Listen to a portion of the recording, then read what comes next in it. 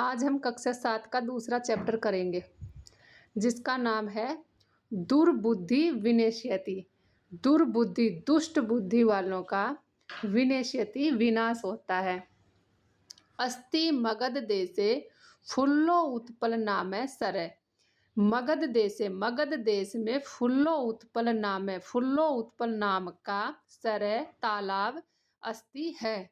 तत्र वहाँ संकट विकटो हंसौ निवसते। वहाँ संकट और विकट नाम के हंस रहते हैं। कंबुग्रीव नामक तयो उन दोनों का, संकट और विकट नाम के हंस का मित्र एक कुर्म अपि भी तत्र वहीं प्रतिवस्ति स्म वहीं रहता था। सरलार्थ, मगध देश में फुल्लो उत्पल नाम का सरोवर है। वहाँ संकट और विकट दो हंस रहते हैं। उन दोनों का मित्र कंबुग्रीव नाम का एक कछुआ भी वहीं रहता था। अथ तत्पश्चात एक दिन धीवरा तत्र आगच्छन्। वहाँ मछुआरे आ जाते हैं। ते एकथयन्, वे कहते हैं वयम स्व मत्स्य कुर्मादिन मार्यस्यामे। वयम हम स्व कल, आने वाला कल एक होता है बीतता हुआ कल, और ये है आने वाला कल। तो हम कल मत्स्य कुर्म आदि ने मछलियों और कछुओं आदि को मारिष्या में मारेंगे। एतत् श्रुत्वा कुर्म एवदत्, इसको सुनकर कछुआ बोला मित्रे, हे मित्र, किम युवाभ्याम धीवराणाम वार्ता श्रुता। क्या तुमने इन धीवरों मछुआरों की वार्ता को सुना। अधुना किम अहम करोमि, तो अब मैं क्या करूं। हंसौ एवदताम, तो हंस बोले प्रातः सुबह, यद उचितम तत् कर्तव्यम, जो उचित होगा वह हम करेंगे। कुर्म एवदत्, तो कछुआ बोला माँ एव, ऐसा नहीं।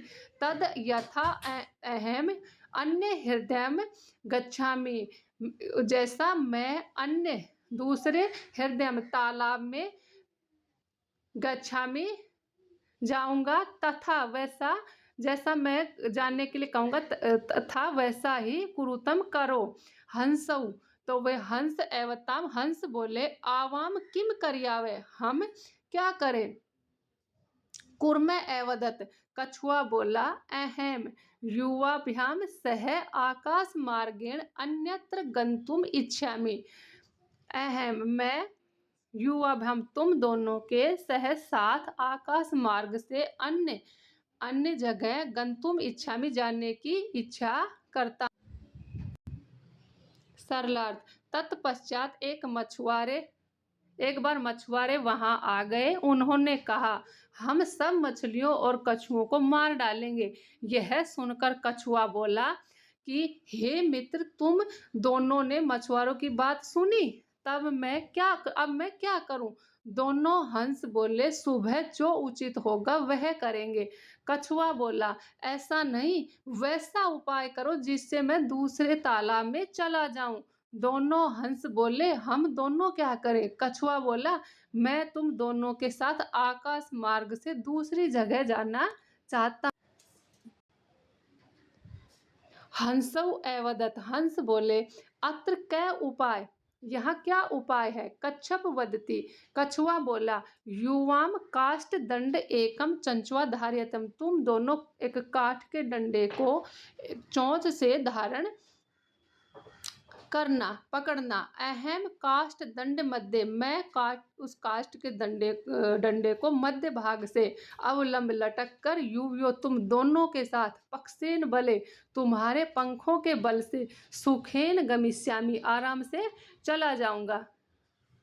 सरलार्थ, दोनों हंस बोले यहाँ क्या उपाय है। कछुआ बोला तुम दोनों लकड़ी के एक डंडे को चोंच से पकड़ लेना, मैं लकड़ी के डंडे के मध्य भाग का सहारा लेकर तुम दोनों के पंखों के बल आराम से चला जाऊंगा।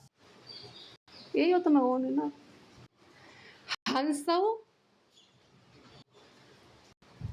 हंसौ एकथयताम, दोनों हंसों ने कहा संभवती ऐसे उपाय, यह उपाय संभव है, किंतु अत्र एक अपायो अपि वर्तते, लेकिन यहाँ पर एक अपायो एक हानि अपि भी वर्तते है। आवाभ्याम नियमाने, जब हम दोनों नियमाने तुमको ले जाएंगे, त्वाम अवलोक्य तुमको देखकर, जना लोग किंचित वदिष्यन्ति एव कुछ बोलेंगे ही, यदि त्वम उत्तरम यदि तुम उत्तर दास्यसि देते हो, तदा तब तब मरणम निश्चितम तुम्हारा मरना निश्चित है। अतः त्वम अत्र एव वसः तुम यहीं पर निवास करो। तत्श्रुत्वा यह सुनकर क्रुद्ध कुर्म एवदत् क्रोधित कछुआ बोला, किम अहम मूर्ख, क्या मैं मूर्ख हूँ? उत्तरम न दास्यामि उत्तर नहीं दूंगा, किंचित अभी कुछ भी न वदिष्यामि नहीं बोलूंगा, अतः अहम इसलिए मुझे, यथा जैसा वदामि कहता हूँ, तथा वैसा ही युवाम कुरुतम तुम करो। सरलार्थ, दोनों हंसों ने कहा यह उपाय संभव है, परंतु इस उपाय में एक खतरा भी है। हम दोनों के द्वारा तुम्हें ले जाता हुआ देखकर कुछ लोग कहेंगे ही, यदि तुमने उत्तर दिया तब तुम्हारा मरना निश्चित है, अतः तुम यहीं रहो। यह सुनकर क्रोधित कछुआ बोला, मैं मूर्ख हूँ, उत्तर नहीं दूंगा, कुछ भी नहीं बोलूंगा, अतः जैसा मैं बोलता हूँ तुम वैसा ही करो। एवं इस प्रकार काष्ठ डंडे लंबमान है, उस काठ के डंडे से लटकते हुए कुर्म कछुए को पोरा ग्वालों ने अपश्यन देखा। तत्पश्चात धावन एवदत् दौड़ते हुए बोले, हंसौ, अरे हंस, महान आश्चर्य है। हंसाभ्याम, दो हंस सह, दो हंसों के साथ कुर्म अपि कछुआ भी उड़ रहा है। कश्चित कोई वदती कोई बोला, अद्य अयम कुर्मे कथम अपि निपतति, आज यह कछुआ कथम अपि कैसे यहाँ गिर।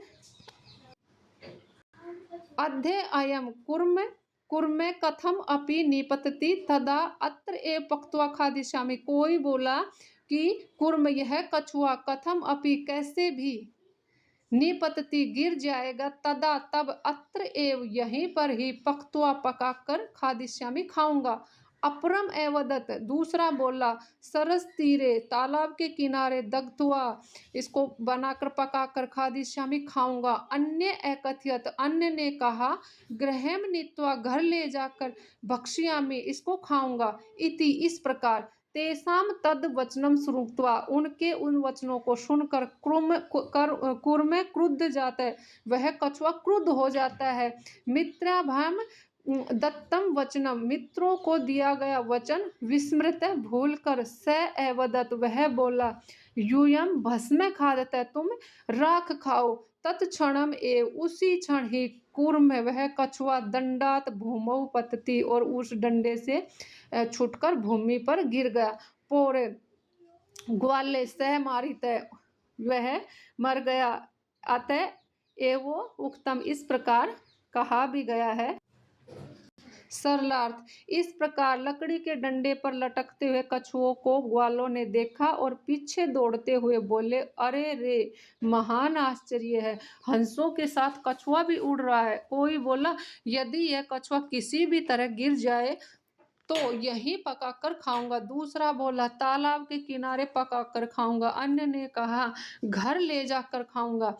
इस प्रकार उनके वचन सुनकर कछुआ क्रोधित हुआ। मित्रों को दिए हुए वचन को भूलकर वह बोला, तुम सब राख खा लो। उसी क्षण ही कछुआ डंडे से भूमि पर गिर गया। ग्वालों ने उसे मार डाला। अतः कहा गया सुहृदाम हित कामनाम वाक्यम यो न अभिनंदति स कुर्मे इव दुर्बुद्धि काष्ठाद भ्रष्टो विनश्यति। जो हित कामनाम, हित भलाई चाहने वाले, सुहृदा मित्रों के वाक्यम वचनों को न अभिनंदति स्वीकार नहीं करता, स वह दुर्बुद्धि, वह दुष्ट बुद्धि वाला कुर्म कछुआ इव के समान, काष्ठात लकड़ी से गिरे हुए, भ्रष्ट लकड़ी से गिरे हुए, विनश्यति दुष्ट बुद्धि कछुए के समान ही वह नष्ट हो जाता है। सरल अर्थ, जो भलाई चाहने वाले मित्रों के वचनों को स्वीकार नहीं करता, वह लकड़ी से गिरे हुए दुष्ट बुद्धि कछुए के समान नष्ट हो जाता है। इस प्रकार हमने इस चैप्टर का अनुवाद किया। Thank you.